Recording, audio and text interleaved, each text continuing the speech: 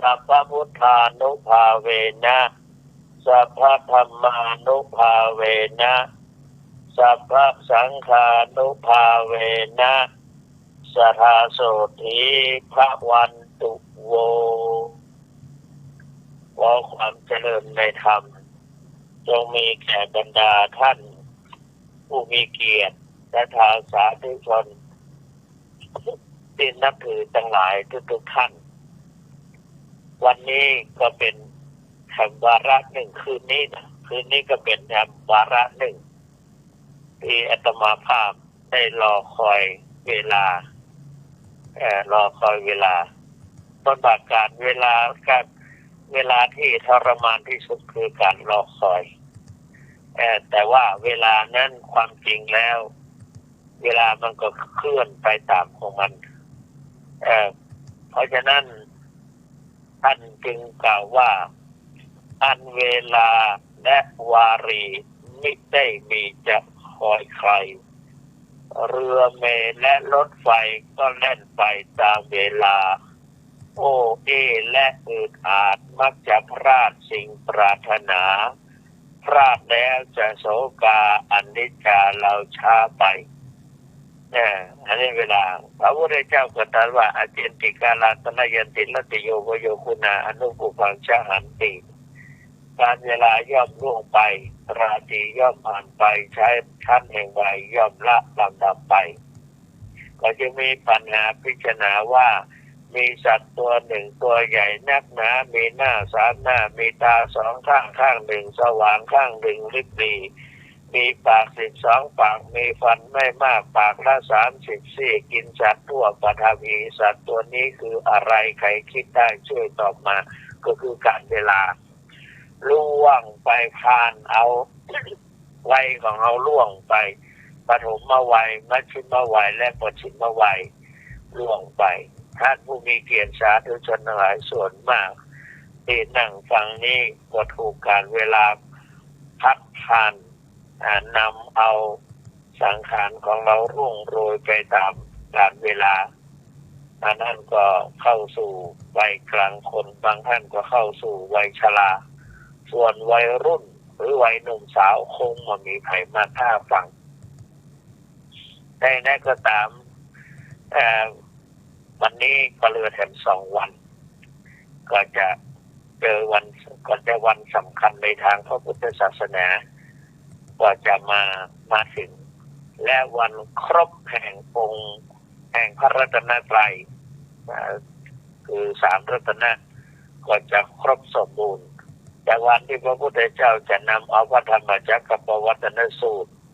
มาแสดงแก่ท่านปัญจวัคคีย์ฤาษีทั้ง5อันนี้ก็แล้วก็นอกจากนั้นทรงประทานเอหิภิกขุอุปสัมปทาแก่ท่านโกณฑัญญะแล้วต่อมาก็ให้อนุญาตให้ประธานอนุญาตให้วัปปวัทยะมหานามะอัจฉริบวชพร้อมกันนี่ก็อาตมานั่งนึกถึงอยู่เวลาใกล้เข้าวสาก็มีกุลบุตรกุลธิดาขอโทษกุลบุตรมีลูกชายเรียกว่าผู้ชายเราที่อายุเกิน20ขึ้นไปหรือว่าตั้งแต่20ปีบริบูรณ์ขึ้นไปก็ได้หลั่งไหลกันเข้ามาบวชจนเป็นประเพณีนิยม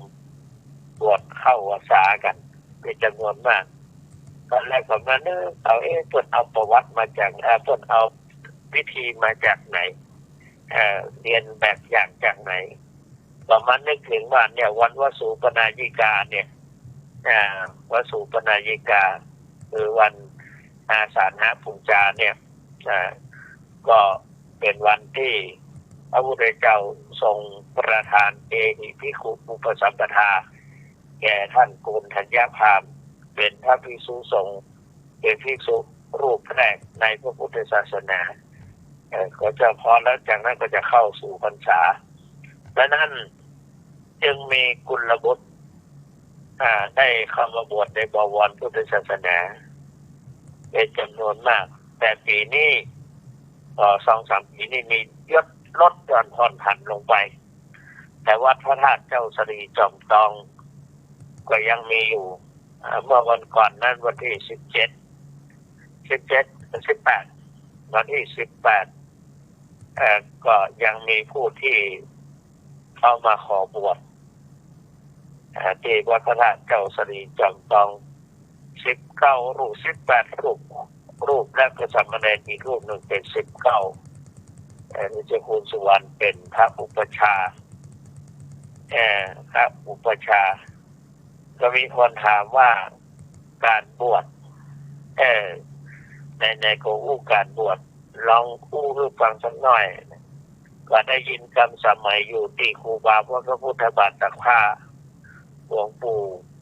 ได้อู้ว่าการบวชเป็นการลดการบวชเป็นการละการบวชเป็นการเลิกลดซึ่งทิฏฐิมานะละซึ่งบาปอกุศลมลทินโทษที่มีอยู่ในกายวาจาใจของเราการบวชเป็นการเลิกคือเว้นโดยสิ้นเชิงจากบาปอกุศลโดยประการทั้งปวง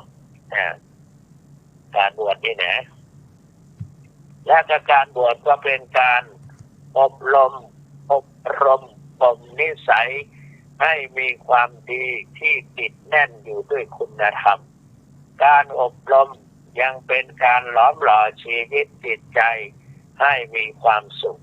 รวมแล้วก็ได้แก่การปฏิบัติในทางที่ถูกที่ดีนั่นแหละครูบาว่าอย่างนี้เพราะฉะนั้นการบวชนี่ที่ว่าเป็นการลดการละการเลิกอันนี้ก็ยังมีแต่ว่าการบวชนี่หนึ่งบอกว่าการบวชมีกี่อย่าง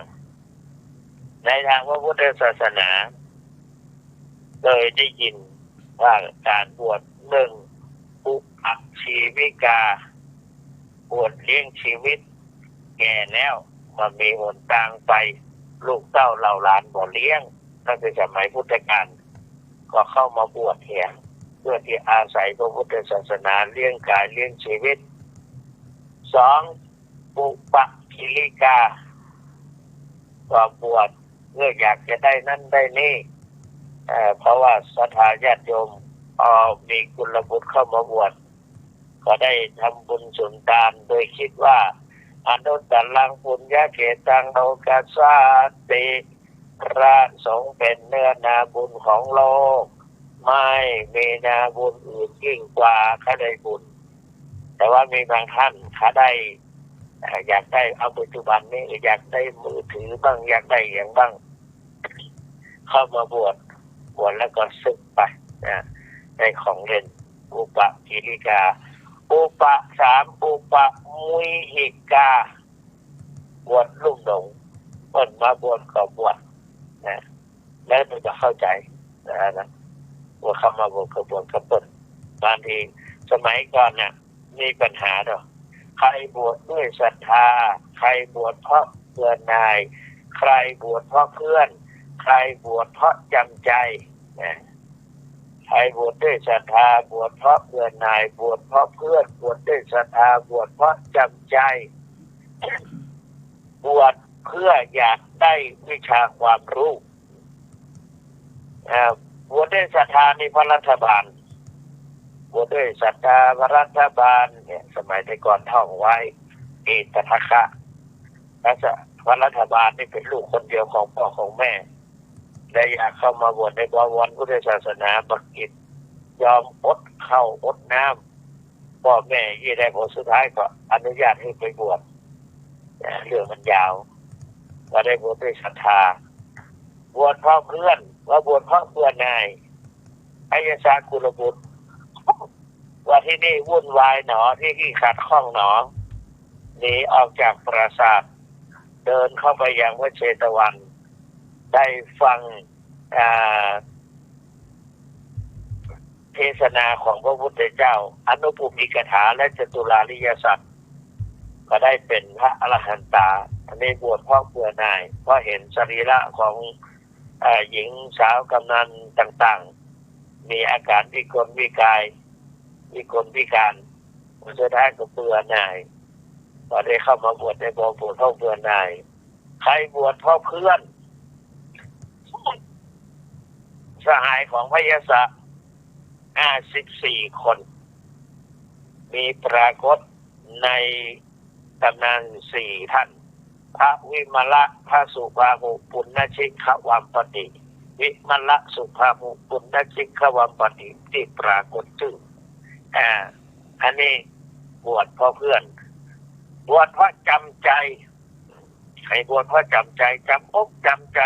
พระนันทะนี่เป็นน้องเป็นพระเป็นโอรสของพระเจ้า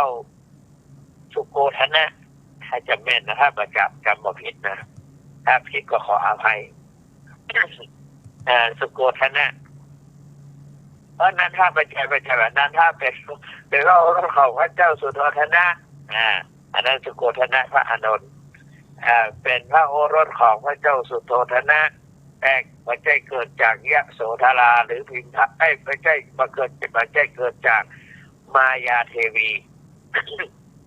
มายาเทวีแต่เกิดจากพระมหาประชาบดีโคตมีซึ่ง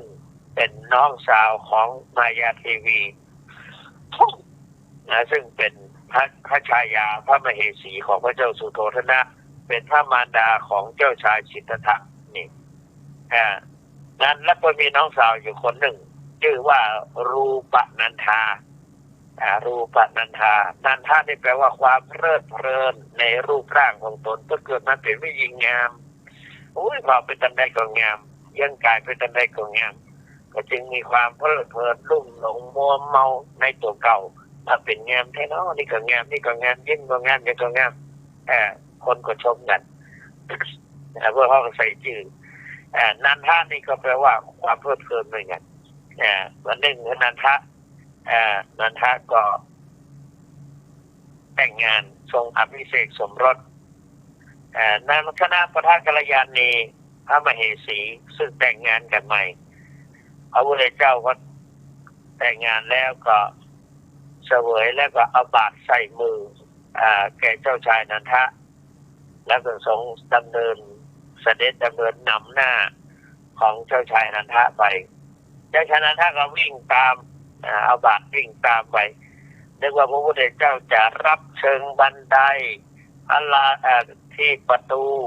ราชวังพระลานหลวงตลอดถึงกลางทางบนสุดท้ายที่ไหนก็ประทับเข้าไปสู่พระเชตวันและก็ตรัสถามว่านันทะเธออยากบวชไหมเจ้าชายนันทะเลื่อมใสพระพุทธเจ้าสั่งให้เป็นก็เป็นสั่งให้ไปตายก็ตายสั่งให้พัดพากจากมเหสีก็เอาตะกุกตะกักนันทะเธออยากบวชไหมเนี่ยสมมติว่าอยากบวชพระเจ้าค่ะเนี่ยถ้าอย่างนั้นก็เอาบวชแล้วก็อยู่บ่ม่วนก็แต่งงานนี่ยังไม่ได้เข้าหอสักหน่อยอภิเษกอันนี้บวชเพราะจำใจสุดท้ายก็ได้สำเร็จเป็นพระอรหันต์เก่าแต่ว่าไม่ได้ตั้งใจจะบวชเพราะจำใจบวชเพราะอยากได้วิชาความรู้พระวังคีสะนายวังคีสะเป็นหมอหนุ่มมีวิชาติดเนื้อติดตัวมีวิชาอยู่กับตัวกลัวอะไรมีวิชาเคาะกะโหลกศีรษะใครรู้ว่าพ่อแม่ของตนเกิดที่ไหนก็ถ้าจำได้ก็ไปอักกะโหลกของพ่อแม่มาท่านวังคีสะ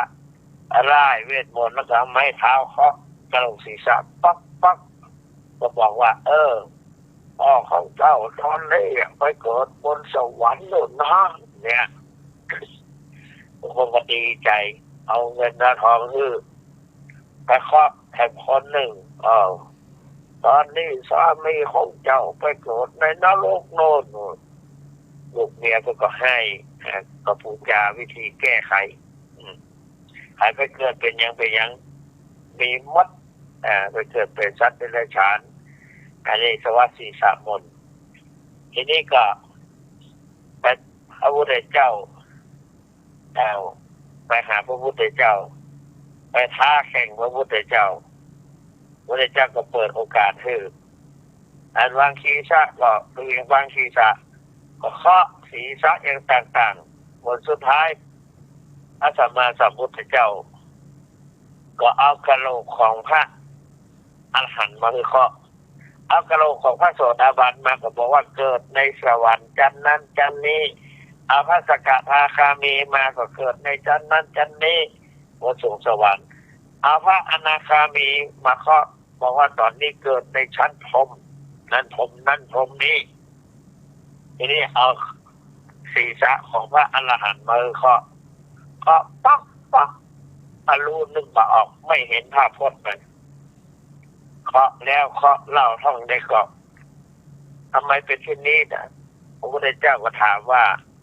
วาคีสะเธอรู้ไหมวาคีสะก็ไม่รู้พระเจ้าค่ะเธออยากได้ไหมพระองค์ทรงทราบไหมทรงทราบดิรู้ดิถ้าไม่รู้เราจะถามเธอทำไมเรารู้ทีนี้ก็อยากได้ขอพระองค์ทรงแต่พระองค์พอที่จะแบ่งมนต์นี้ให้ได้ไหมถ้าจะขอพระเจ้าก็ได้เราไม่หวงแต่อย่างต้องบวชเราไม่เคยให้แก่คนนอกศาสนาไม่เคยให้แก่ชาวบ้านคฤหัสถ์เราจะให้เฉพาะคนบวชเท่านั้นวางคีสาก็ตัดสินใจบวชพระว่า7 วันเนี่ยสำเร็จแน่แต่ว่าสำเร็จมาถามข้อบทสุดท้ายพอศึกษาไปพระพุทธเจ้าเห็นว่าบารมีของท่านวังคีสะเก่งกล้าจึงได้น้อมนำเอาอนัตตลกนสูตรนักขันธสูตรมาทรงแสดงให้ฟังท่านก็น้อมกระแสตามน้อมคิดน้อมใจตามกระแสแห่งธรรมะพระเจ้าบรรดาก็ได้สำเร็จเป็นพระอรหันตาขอลุงสางมาหมู่ลูกน้องมาถามว่าเป็นยังไงเอาจะได้ไปออกงานกันแล้วนะบางทีสะบอกว่าตอนแรกก็ตั้งใจจะได้แต่ตอนนี้เมาแล้วเราไม่มีความต้องการด้วยสวะศีรษะหมดละเพราะเราพ้นจากภพสิ่งเหล่านี้ละเราบอกเกือบกลัวเราบอกไปลุ่มหลงละเพราะฉะนั้นลูกก็น่าจะหนีไปบวชเพราะเพื่อนบวชเพราะตั้งใจอยากจะรู้บวชเพราะจำใจแต่เพราะฉะนั้นนอกจากนั้นก็เนี่ยบวชลบบวชมาพระตั้งบ้านเราก็จะว่าบวชลบบวชลี้บวชหนีสังขารบวชผ่านเข้าสุขบวชสนุกตามเพื่อนบวชเพื่อนพระศาสนาแล้วก็สุดท้ายก็บวชที่ศรัทธาก็มีอันเนี้ยบวชอุปชีวิกาอุปมุหิกาอุปนิสรณิกาบวชดีบวชแล้วก็ตั้งใจศึกษาเล่าเรียนศึกษาเล่าเรียนตั้งอยู่ในพระธรรมวินัยบวชดีบวชชอบบวชถูกต้องบวชด้วยศรัทธาเพราะฉะนั้นผู้ที่บวชอย่างนี้จึงจะมีลักษณะเคร่งครัดวินัยฝักใฝ่พรหมจรรย์ไม่เหหันหากิเลสธรรมสังเวชพิจารณาศรัทธาในพระรัตนตรัยรู้จักใช้ปัญญามีสัมมาสติมุ่งดำริหลุดพ้นประพฤติตนด้วยการสำรวมอยู่กับทำกิจวัตรสวดมนต์ภาวนาศึกษาเล่าเรียนภาคเรียนปฏิบัติสั่งสอนประสั่นคอนศรัทธาภาวนาเป็นนิจมีภารกิจกับปรึกษาปวงศรัทธาบังเอิญแห่งอันเนี้ยบวชสวดมนต์ภาวนาศึกษาเล่าเรียนเพราะว่าต้องการต้องเรียนในทางพุทธศาสนามีธุระอยู่2 อย่างคือ1ขันธธุระ2วิปัสสนาธุระขันธธุระก็ตั้งแต่สวดมนต์ท่องงูสวดงูโกห้องไปการสวดมนต์ก็มีความจำเป็นเพราะเมื่อเราสวดมนต์แล้วเนี่ยอาจจะทำให้อานิสงส์ที่ตามหลับโดยมาอย่างน้อยผู้ที่ขยันสวดมนต์ก็จะมีลักษณะอย่างนี้ถูกต้องแม่นยำช่ำชองคล่องปาก2ขับเสนียดจันไรภัยพิบัติตลอดถึงพูดผีปีศาจ3 เป็นที่รักของเทวดาและมนุษย์ทั้งหลายสี่เทวดารักษาเทพรักษาเทวดาคุ้มครองห้าเป็นที่ยำเกรงของศัตรูหมู่มารร้ายหกเกิดตบะเดชะเป็นตบะเดชะตบะเดชะเป็นตบะเดชะแล้วก็เจ็ดศักดิ์สิทธิ์และขลังแปดเป็นยังไง เป็นกำลังแก่สมาธิ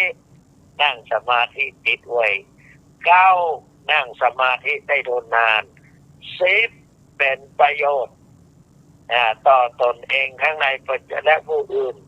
ทั้งในปัจจุบันและอนาคตชาติหรือว่าอนาคตต่อไปวันหน้าปัจจุบันก็เป็นประโยชน์และการสวดมนต์ภาวนาการสวดกับการปฏิบัติเป็นของคู่กันหลวงปู่ทองสิริมังคโลหรือครูบาทองว่า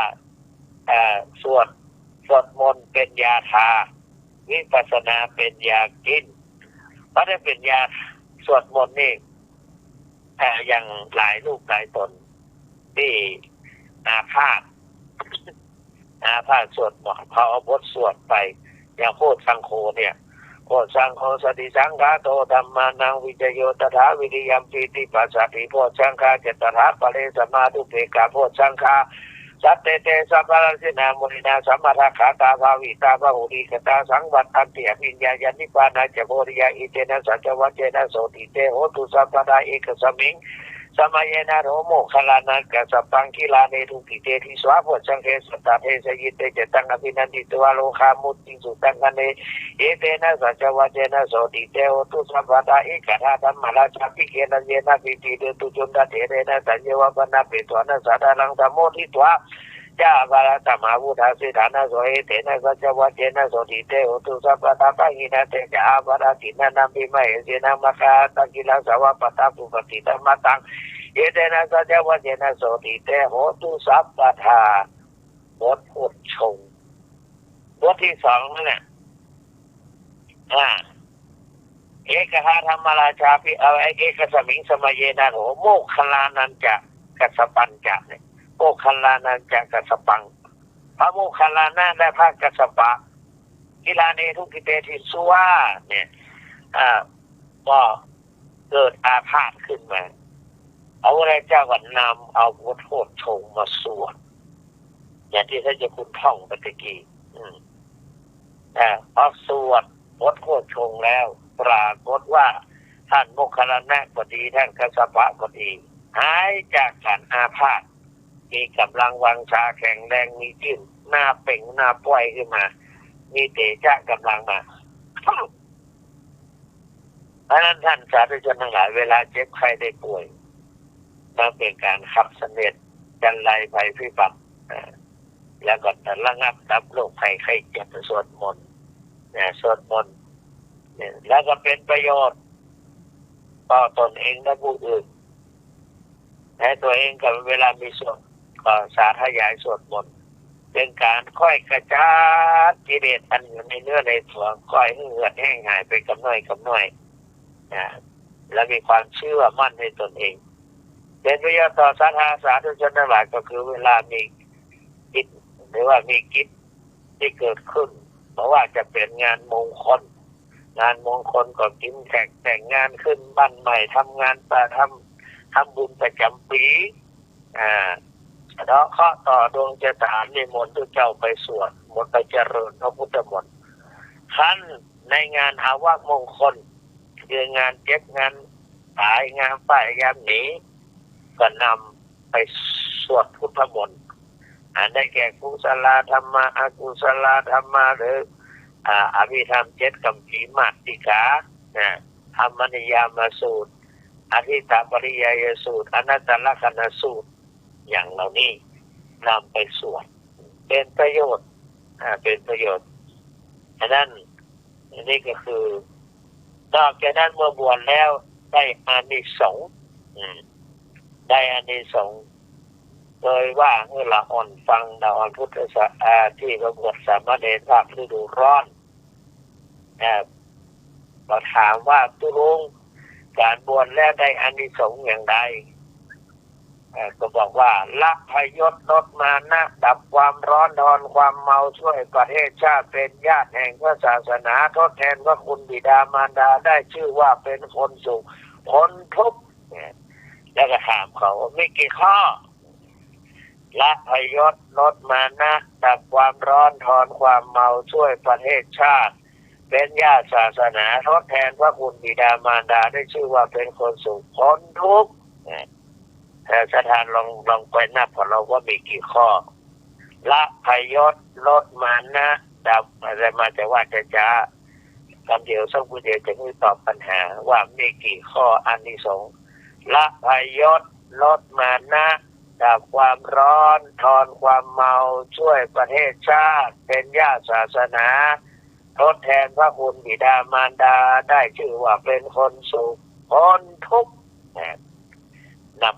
ข้อมือว่าละพยศลดมานะดับความร้อนทอนความเมาช่วยประเทศชาติเป็นญาติศาสนาทดแทนพระคุณบิดามารดาได้ชื่อว่าเป็นคนสุขพ้นทุกข์เนี่ยเพราะนั้นการบวชการบวชเป็นการหลอมหล่อชีวิตจิตใจให้มีความสุขเนี่ยเพราะว่าการบวชนั้นย่อมมีอานิสงส์มีอานิสงส์การบวชนั้นเป็นบุญเป็นกุศลผลบุญติดตามตนไปตลอดสัมปรายภพภายภาคหน้ายังได้ชื่อว่าเป็นการทดแทนพระคุณของผู้มีอุปการะคุณมีบิดามารดาเป็นต้นการบวชสามารถตามทำเพื่อแม่พ่อแม่ยกพ่อแม่เป็นออกจากโอฆาสงสารได้นี่สมัยก่อนครูบาพระบาทภาเคยพูดว่าการบวชเน้นอานิสงส์ส่งถึงแม่การเป็นตัวเจ้าอานิสงส์ส่งถึงพ่อแต่ครูบาพวกกันเล่านิทานให้ฟังมีเอาเรื่องบดีก่อนบวชบดีนี่ปาพ่อปาแม่ตกมรณะบกไหมมีเนรตนหนึ่งบวชแล้วพ่อแม่ปึกให้บวชภาคฤดูร้อนบวชภาคฤดูร้อนก็เลยข้าได้อันนี้เอาสมัยใหม่เนาะข้าได้รถจักรยานสมัยนั้นอยากได้รถถีบถ้าน้องบวชน้องจะเอารถซิปเอามา30 วันก็หรอซิปเอามาจะเอารถถีบกันพ่อแม่ก็ตามใจได้อย่างปัจจุบันก็คงอยากจะได้โทรศัพท์มือถือเนาะทีนี้ก็บวชแล้วก็บวชเพราะราคาสินจ้างอยากได้ของเล่นนะครับอุปกิริกาบวชเพื่อได้ของเล่นมาได้เย็ดมาได้ทำวัดสวดมนต์มาได้ไปสนใจและแถมอย่างหนึ่งก็ครูโยมแม่แรงมาของโยมแม่เอาต้มตำบ้างน่องไก่บ้างอะไรอย่างมาเอามาซ่อนไว้ที่ในป่าใกล้ๆวัดและตัวเองก็แค่ทำตัวว่าคล้ายๆจะไปปลดทุกข์ไปดื้อแบกจอบเนี่ยสมัยก่อนต้นคุดละไทยเมื่อไปอย่างนั้นระยะนั้นอหิวาตกโลกมันหนักเนรนั่นก็ถูกอหิวาเป็นท้องร่วงอย่างแรงตอนสุดท้ายก็มรณภาพแม่ก็เสียใจว่ามีทุกข์อันใดเต้าที่ลูกตายธรรมดาพ่อแม่เนี่ยมีความทุกข์1ทุกข์ไม่มีลูก1ทุกข์เพราะไม่มีลูก2ทุกข์เพราะลูกตาย4ทุกข์เพราะลูกชั่วเมื่อลูกตายแม่เสียใจที่สุดมากินข้าวมากินน้ำตั้งลมตมตรอมมาตายไปปรากฏว่าได้ไปตกมรณะเลยนึกได้เคยบวชเนรตกเพ่งเสียงมาดังๆว่าลูกเอ้ยลูกเนรอยู่ไหนช่วยแม่ทีเนี่ยร้อนลูกเอ้ยอยู่ไหนช่วยแม่ทีประมาณ15 นาทีหรือ5 นาทีเมื่อหลัง มีเสียงเล็ดลอดมาจากก้นบึงนรกเปล่งขึ้นมาโยมแม่อาตมายังอยู่เลิกกว่าแม่แถมก่อนอันนี้แทนที่จะจักแม่ออกจากมันแม่จะได้เกาะชายผ้าเหลืองให้พ้นจากอบายภูมิเป็นแปลว่าดึงแม่ลงมรณะอย่างนะทีนี้มาแต่บวชดีก็มีเนรองค์หนึ่งได้เข้ามาบวชโดยที่แม่เอามาฝากหลวงพ่อเจ้าอาวาสแล้วก็แม่ก็ตั้งแต่ตั้งท้องเน้นและตั้งแต่เน้นเข้าสู่ท้องอ่อนๆบอกก็ไปถูกงูกัดตายถึงมานะทีนี้ก็เมื่อถูกงูกัดตายก็เลยแม่ก็ได้เลี้ยงคนเดียวพอเลี้ยงไปได้มาถึงบางมดไม่ไตอะไรไม่ให้ตอมนะแต่ว่าพอถึงลูกรับการศึกษาก็มองเห็นอนาคตข้างหน้าขั้นจะบวชก็บ่มีเงินเอาไปฝากผู้ลุงไว้อุปชาก็หาผ้าไตรจีวรพร้อมด้วยบาตรบวชเนรพอบวชแล้วเนรก็ตั้งใจศึกษาเล่าเรียนภาคเรียนปฏิบัติปัดกวาดบิณฑบาตกวาดวัดปฏิบัติครูบาอาจารย์ล่วงเลยไปได้8 ปีตอนที่มาบวชนั้น12 ปี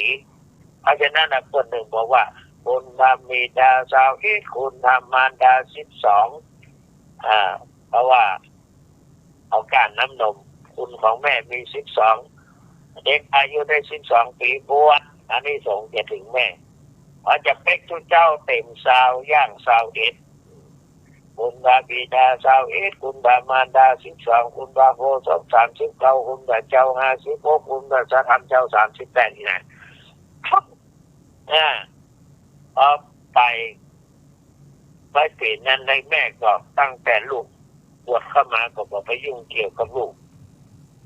จนเวลาล่วงเลยไปได้8 ปีมารดาก็ยังจนอยู่เหมือนเดิมเข้าป่าหาผักหักฟืนไปแลกเข้ามากินวันหนึ่งมันแล้งหน้าแห้งหน้าแล้งหาพักหักฟืนเนี่ยก็ยากลำบากสุดท้ายพอได้มัดฟืนมาฟืนแห้งหลัวแห้งเอามามัดติดกันเพื่อจะหาบมา2 ข้างมัดติดปลายไม่กันถึง2 ข้างหาบมาแต่มาของก็เน็ดเหนื่อยเมื่อยล้าเข้างานก็ไม่ได้กินข้าวตอนก็ไม่ได้กินก็บ่าย3ละรู้สึกเวียนหัวเอาผ้าปอกหัวบนพับวางบนกองหลัวมัดฟืนนั่นน่ะรับลงไปนอนลงไปก็รู้สึกว่าตัวเองหลับแต่ว่ารู้สึกว่ามีผู้ชายคนหนึ่งตัวใหญ่ๆพร้อมด้วยบริวารกัน3-4 คนเอาเชือกมามัดนางชุดกระชากลากไปนางก็เห็นตัวเก่านอนอยู่ฮะเนาะลากไปเอาไปมองมันเหมือนมรณะเข้าไปก็ถามตอนอยู่เป็นคนเนี่ยได้ทำบุญสุนทานในอย่างพ่องผมได้อย่างว่าได้ทำอย่างสักอย่างกับคนทุกเคยเข้าหมูหมากาไก่กับปะเคยเนี่ยกับปะเคยฆ่าสัตว์ก็โอ้มันทุกเนาะไอ้อย่างขวางหน้าที่มันไปกินได้นะฆ่าหมดอ่ะตอนสุดท้ายก็โยนลงในมรณะโยนในมรณะนางก่อนที่จะตกในมรณะนางก็เห็นแสงไฟสีไฟแสงไฟมันยังเหมือนผ้าเหลืองลูกเขาเห็นเลยว่าตามปกติสัตว์นรกทั้งหลายจะตกอกตกใจร้องลั่นกลัวแต่นางไม่ยิ้มพอถูกพลัดตกไปในมรณะก็มีดอกบัวขึ้นมารองรับยมบาลกับเมื่อออกมาไต่สวนทวนถามเนี่ยก็ทราบความว่าได้บวชเนรเนี่ยแม่นางเอาไปส่งนางก็สะดุ้งตื่นโอ้เป็ดปีเข้าเลยแน่เหงื่อโชกเต็มตัวเปียกมดหอบที่คอที่หน้าที่ตาเปียกมดพาย ลุกขึ้นมาก็ถูกลมหายใจเข้าหายใจออกยาวๆปุ๊บถูกลมพัดเย็นมาซึ่งซื่อนั่งสักนิดเดียวไปก็ลูกหาบของหลวงหาบเอาหลวงไปพร้อมด้วยพักเกินน้อยหิวแล้วไปก็ตั้งไฟตั้งอย่างมีอย่างก็ต้มกินไปเสร็จเรียบร้อยก็ไปหาลูก8 ปีแล้วไม่ได้เห็นหน้ากันตอนนั้นไปบวช12 ปีไม่ได้เห็นหน้ากัน8 ปีพอไปเห็นแล้วก็โอ้วันนี้มันเหมือนพ่อมันแท้จะแม่นนะลูกเขาเนี่ยเหมือนผัวฆ่าเห็นได้ว่าเข้าไปก็ถามมานี่เนนนี่แม่ก็หัวแม่นะโยมเนี่ยอาตมาลูกโยมเขามากราบลูกโยมเป็นได้มาหันมาหาอาตมาสักเตือนแล้วก็จะมากราบอาตมาอย่างอาตมาไปหาก็หันหายแซ่บกูเตือนเข้าป่าหาพักหาฟืนตลอดอาตมาจะไปตัวหาก็บอกว่าแม่ไปป่าใดก็ไปเมื่อใดว่างเมื่อใดไปก็ไปอยู่บ้านสักเตือนก็เลยคิดว่าไปแล้วกันหรือว่าคิดว่า2-3 วันหน้าว่าจะไปหาเด็กกรรมวันนี้โยมแม่มาอย่างโยมแม่มากราบอาตมาแต่อาตมาว่าแม่ไปตกวันนกมาแล้วว่าเป็นไรแม่เนาะมันมีที่ไหนยังคนอยู่เป็นเดียวของเราความฝันของแม่ก็ลูกฟังโอ้อินดูแม่เนาะแต่ก็ปาไปหาทุกเจ้าอาวาสก็นะครับมันบวชได้กี่ปีอ่ะบวชได้8 ปีได้เจ้าเนี่ยโอ้ตอนนั้นอยู่ก็ได้เนนก็ตอนนี้เป็นเสียงรอแล้วนี่บอกว่า20 ปีเต็ม21อย่างแล้วครับหลวงพ่อครับว่าก็พลิกได้แล้วนี่พอดีในวัดมีพระครบจำนวนพอดี10 รูปขึ้นไปแล้วหลวงพ่อก็เป็นอุปชาก็วัดอุปสมบทคือว่าอุปสมบทเนี่ยตามปกติเนนของเขานั้นมีความขยันศึกษาเล่าเรียนภาคเรียนปฏิบัติเดินจงกรมภาวนาเดินจงกรมตลอดวันหนึ่งก็ไปที่เดินจงกรมก็ไปปะผิดเพศเอาสั้นๆที่จริงยาวอยู่ก็เลยทราบข่าวว่าพ่อตั้งแต่ลูกเข้ามาอยู่ในท้องพ่อตายไปตั้งแต่ตายไป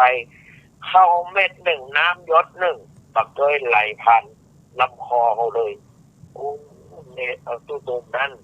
ก็ร้องห่มร้องไห้สงสารโยมพ่อเอาเถอะโยมพ่อโมทนาเอาเด้อเมื่อแต่ว่าเมื่อค่ำนั้นอาตมาได้รับการสงเคราะห์จากหลวงปู่พร้อมด้วยพระสงฆ์ภายในวัดจัดการให้มีการสวดยติเจตุธรรมธรรมวาจาอุปสมบทงานอาตมาตอนนี้อาตมาเป็นพระแล้วโยมอนุโมทนาตัวเลิกแล้วก็เดินจงกรมภาวนาปรากฏว่าก็ร่างกายเป็นผีเพศแต่ได้ร่างกายบริสุทธิ์เป็นเทวบุตรรูปหล่อร่างงามที่โป้นี่ก็เพราะอาศัยลูกเด็กที่เจ้าได้ประพฤติปฏิบัติชอบนะทีนี้อันที่สองละพยศลดมานะดับความร้อนถอนความเมาช่วยประเทศชาติเป็นญาติพระศาสนาทดแทนพระคุณบิดามารดาได้ชื่อว่าเป็นคนสุขคนทุกข์คนทุกข์อุไปอุมาได้อยู่41 นาทีละหลังจากนั้นสาธุชนพุทธบริษัททั้งหลายใครที่จะตอบปัญหาหรือมาอู้กับอาตมาทักทายปราศัยก็ได้0817830215 ละพยศลดมานะดับความร้อนถอนความเมาช่วยประเทศชาติเป็นญาติศาสนาทดแทนพระคุณบิดามารดาได้ชื่อว่าคนสุขคนทุกข์ลดมานะก็ละพยศลดมานะดับความร้อนถอนความเมาช่วยประเทศชาติเป็นญาติพระศาสนาครับที่เป็นญาติพระศาสนาพระเจ้า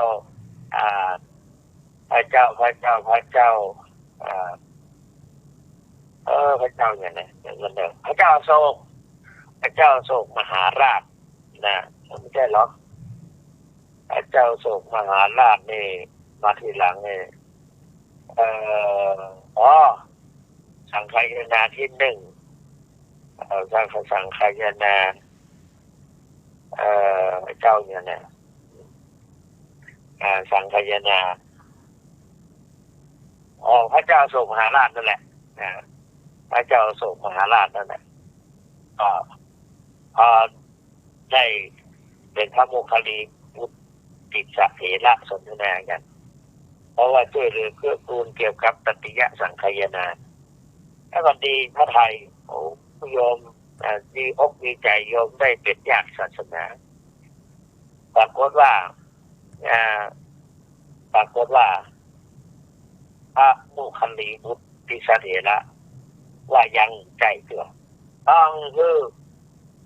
พระองค์ต้องให้พระราชโอรสหรือพระราชธิดาได้เข้ามาบวชเป็นภิกษุภิกษุณีก่อนถึงจะถือว่าเป็นญาติศาสนาพอดีเจ้าชายมหินทะกับพระนางสังฆมิตาอาสาเข้ามาบวชในบวรพุทธศาสนาแล้วก็นำเอาหน่อโพไปปลูกประเทศศรีลังกาเกาะศรีลังกา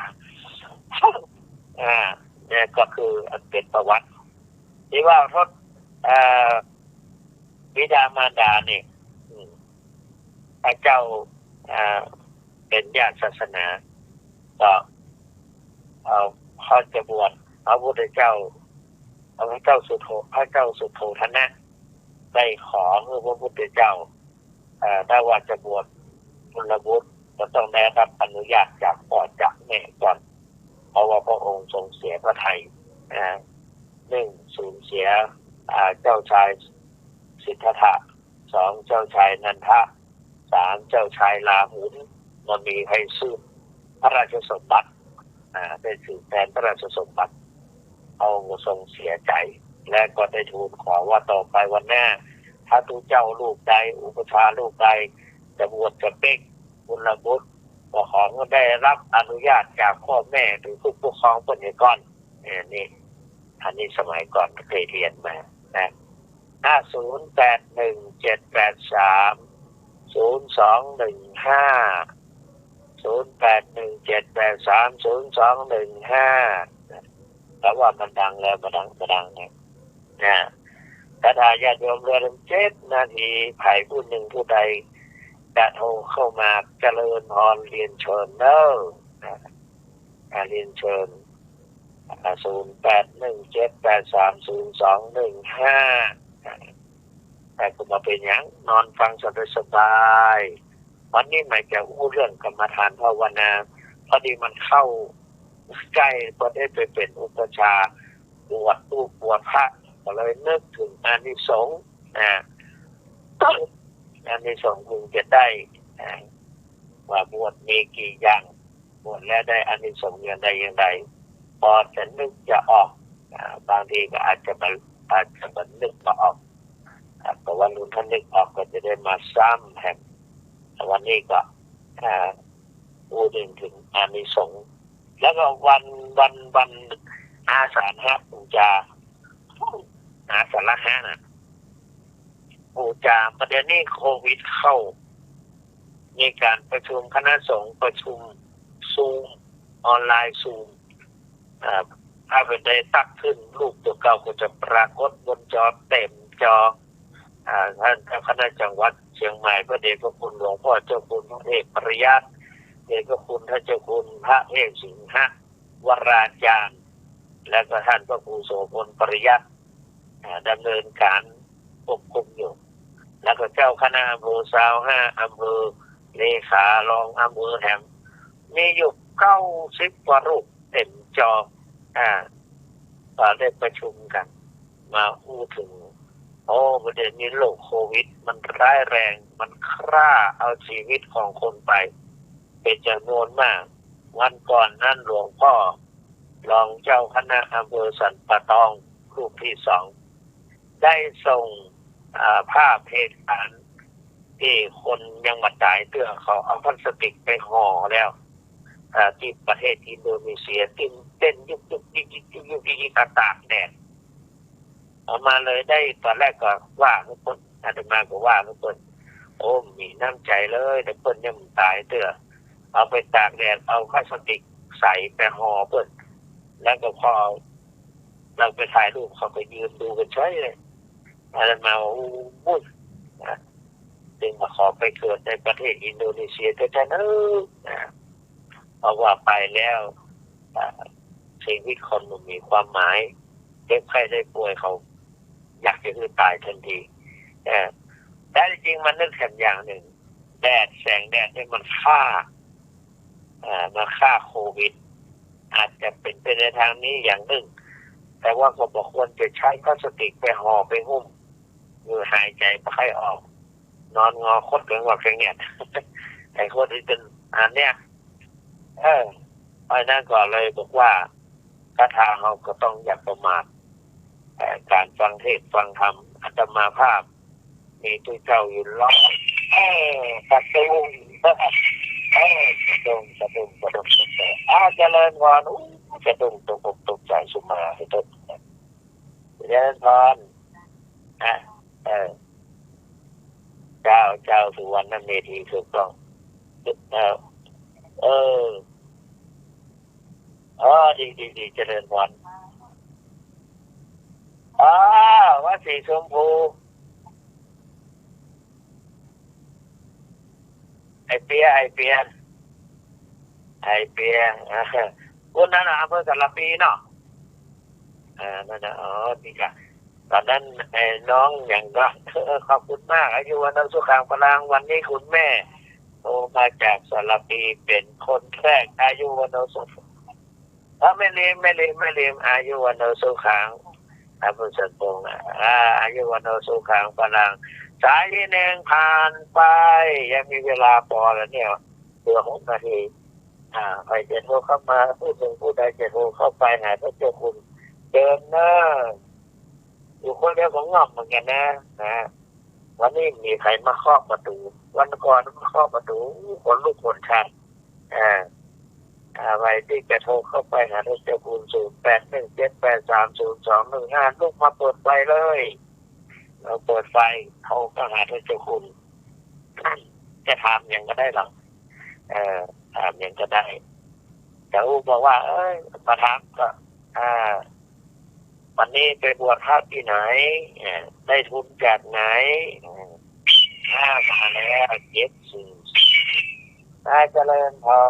รโตจากไหนเอ่ยเจริญพรครับปางม่วงปางโมกโอ้โหขอบคุณมากฟังชัดดีเนาะ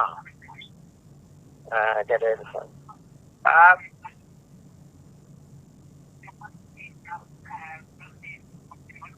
อันเดียวกันนั่นแหละปัญจวัคคีย์ฤาษีทั้ง5เพื่อเป็นฤาษีก่อนเขาบอกตัวบทครับเจริญพรครับเจริญพรนี่ก็คุณป้อประโมกได้โทรมาสายที่2ผ่านไป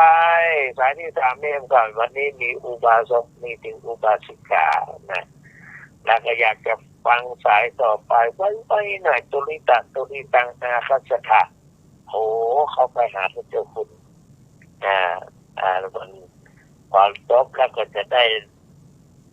ฉันยาก่อนนอนยาละลายเลือดเนี่ยไขมันโอ้วันนั้นไปฉีดยาสลายญาติโยมฉีดวัคซีนแล้วนึกว่าจะไปก็เปิดเลยรอดมาอยู่0817830215ว่างเว้นกันไปนะคนอาจารย์วิศวะก็บอกว่าถ้าเจ้าคุณอาจารย์ว่างเว้นกันไป08308215 นำด้วย081 0810830215 โป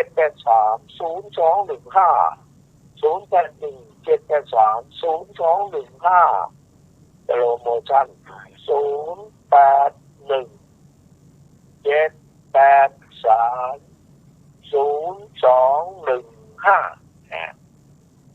ร์จที่สุราคันนี้นะ0817830215นั่นก็โอเข้าไปไปสนทนาปราศัยกับกันเพราะว่าวันพุธเมื่อคืนกับคืนหนึ่งวันพุธเมื่อคืนวันศุกร์ก็วันพุธนี้จะได้โกนหัวละรำคาญตั้งแต่7 ค่ำมาแล้วนะเขาตู่โกนหัวกูประมวลเปิ้ลวันพุธนี่แหละตายกินข้าวเพลนอะไรต่อโกนละ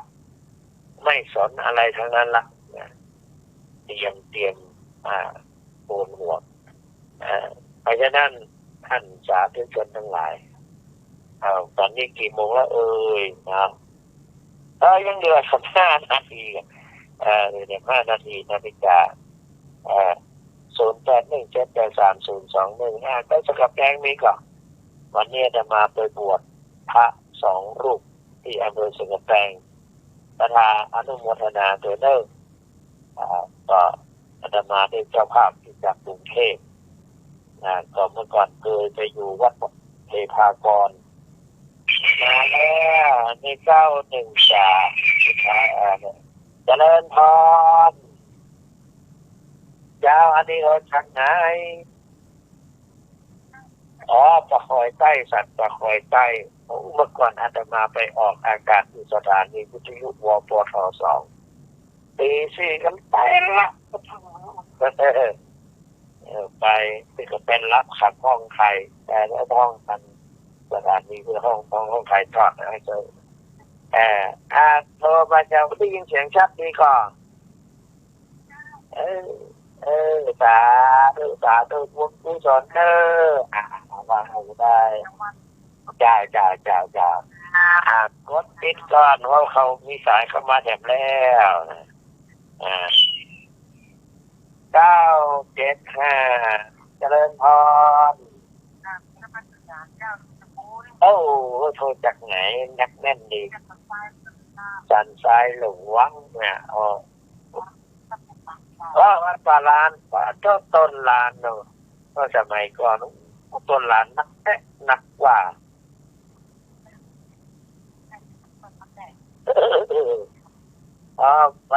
บัดเดียวนี้เนี่ยมาได้แล้วค่ะมันเสียงแก่ไปเห็นละ68แล้วหรอแม่วันพอวันนี้มันเขาเผือไปอมยาอมเสียงเขาเลยเปลี่ยนไปผมไม่รู้เหมือนกันนี่เสียงมันประชาติหนูไม่รู้อะไรค่ะมันเสียงประชาติกันนะอันนี้นะพอดีเขาพูดว่าเสียงนะมันจะรูดติดแล้วก็เลยเสียงแบบวันลุนจะออกคือในไอเปียว่าพระประธานจะลงไม่ได้นะ0817830215ดูเข้าไปได้เนี่ยประเด็นนี้เรือแถมวันนี้ดูนาฬิกาเนี่ยเมื่อก็เดินเดี๋ยวนะเดิน4 นาที0817830215ดูเข้าไปเนี่ยอันนี้เขาจะคุมใจดีแม่ที่สันชายเขาแต่นี่ก็โคตรติดกันนะเก็บตักแต่งอย่างกลัวประวังหูแม่ในประวังหูอาจจะเป็นสถานีก็ได้นะก็0817830215นะ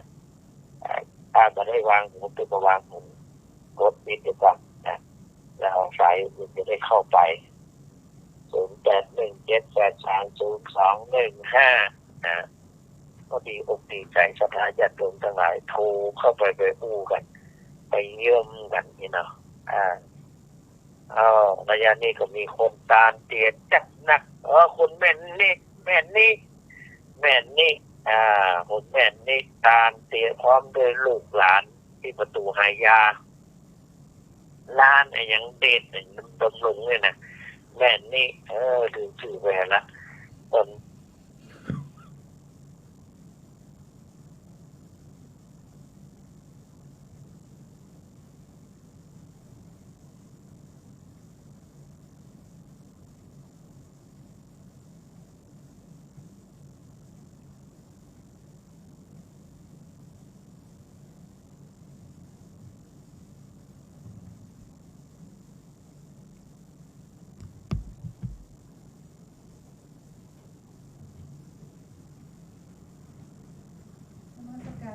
หนูยังไม่ได้มาตัดไอ้นั่นเลยอะไรคะกำลังเข้ารายการเหรอ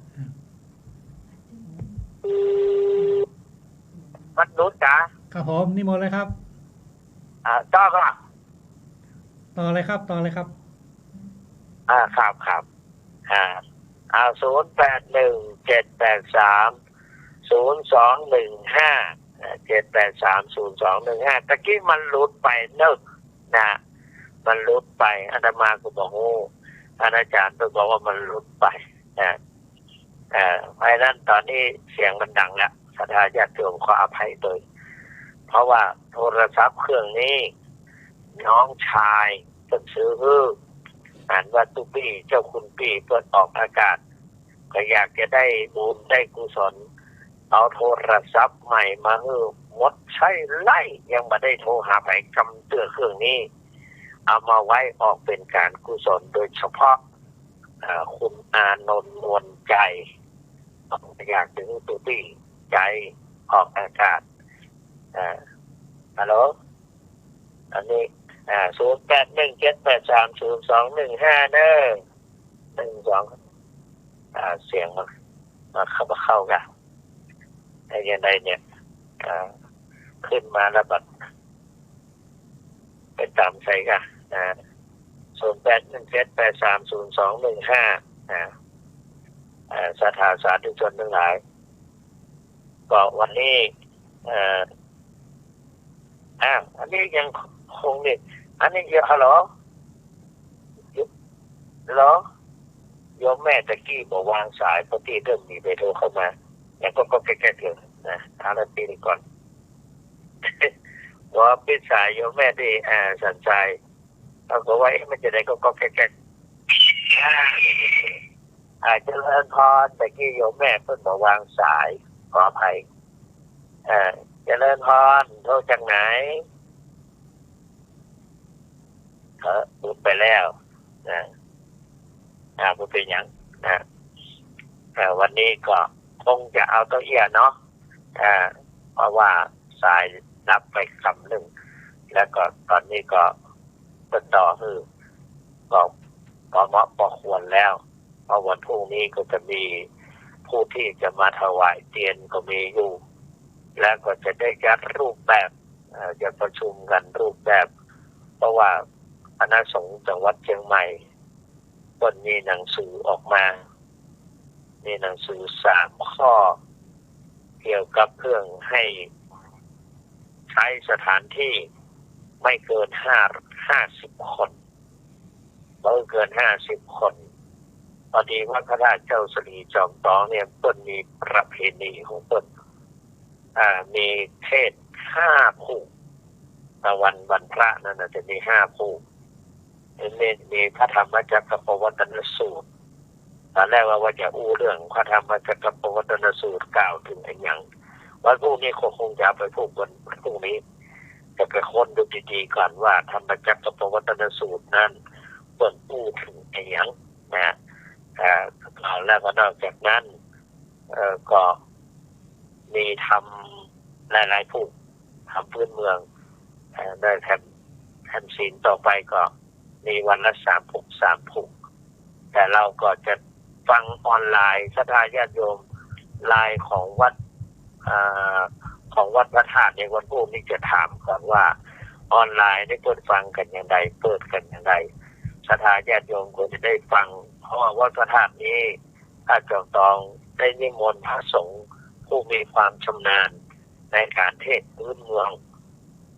เป่งป้อยที่สุดเทศเราฟังชักเอานิมนต์มาเทศ ในกลางภาษา3 เดือนนี้ดังนั้นวันนี้ก็ขออนุภาพคุณพระศรีรัตนตรัยและกุศลผลบุญทั้งหลายจงปกปักพิทักษ์รักษาทุกท่านให้นิราชปราศจากทุกโศกโรคภัยปรารถนาสิ่งใดให้สำเร็จได้ผลทุกอย่างทุกประการและขอกราบขอบพระคุณ